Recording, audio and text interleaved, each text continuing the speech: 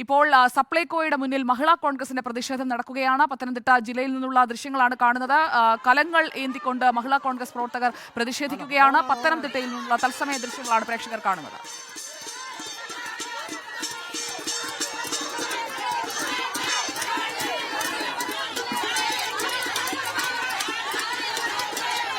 സപ്ലൈകോയിൽ സാധനങ്ങൾ ഇല്ലാത്തതിനെതിരെയുള്ള പ്രതിഷേധം മഹിളാ കോൺഗ്രസിന്റെ നേതൃത്വത്തിൽ.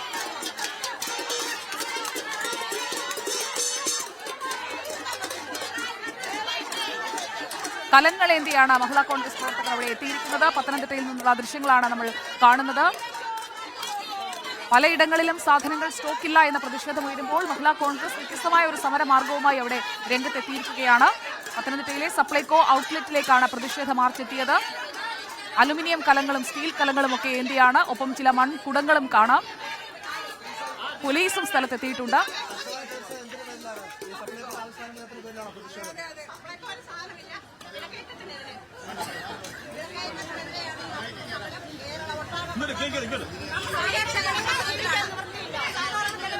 പ്രവീൺ പുരുഷോത്തമൻ നമുക്കൊപ്പം ചേരുകയാണ്. പ്രവീൺ, സപ്ലൈകോ ഔട്ട്ലെറ്റുകളിലേക്ക് സാധനങ്ങൾ ഇല്ലാത്തതിൽ വ്യത്യസ്തമായ ഒരു പ്രതിഷേധവുമായി എത്തിയിരിക്കുകയാണ്. അവരുടെ പ്രതികരണങ്ങളിലേക്ക് പോകാം, ഒപ്പം വിവരങ്ങളും പങ്കുവയ്ക്കാം.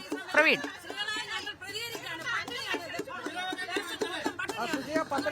സപ്ലൈകോയ്ക്ക് മുന്നിലാണ് മഹിളാ കോൺഗ്രസ് പ്രവർത്തകരുടെ പ്രതിഷേധ മാർച്ച് ഇപ്പോൾ നടക്കുന്നത്.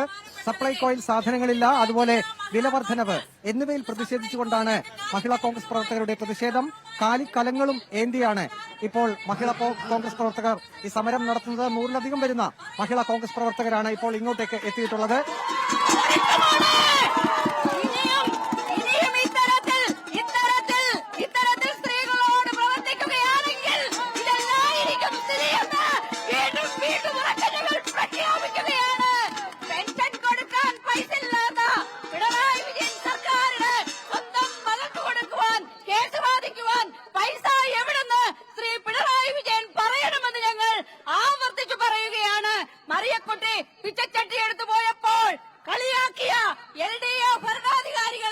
നിങ്ങളൊന്ന് ചിന്തിക്കണം.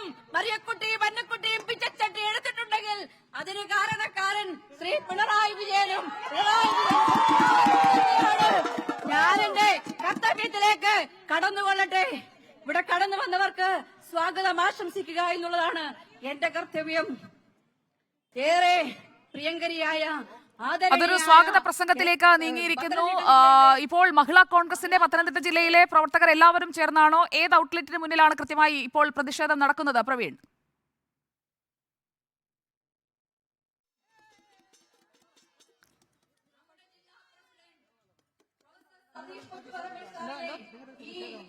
ഞങ്ങളുടെ വിലക്കയറ്റത്തിനെതിരെയുള്ള സമരമാണ് ഞങ്ങൾ നടത്തുന്നത്. കോൺഗ്രസിന്റെ സംസ്ഥാന ഭാരവാഹികളായ ശ്രീമതി ലാലി ജോൺ അവറുകൾ, ശ്രീമതി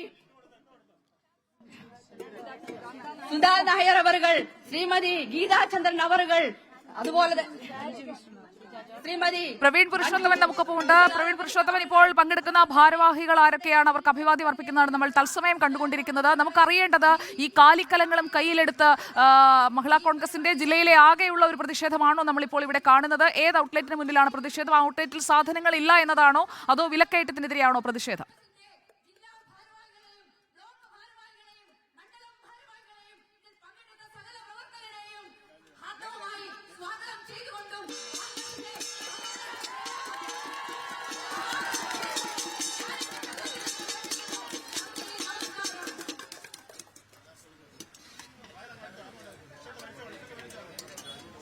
മഹിളാ കോൺഗ്രസ് പ്രവർത്തകരുടെ പ്രതിഷേധ സമരം ഇപ്പോൾ തുടരുകയാണ്.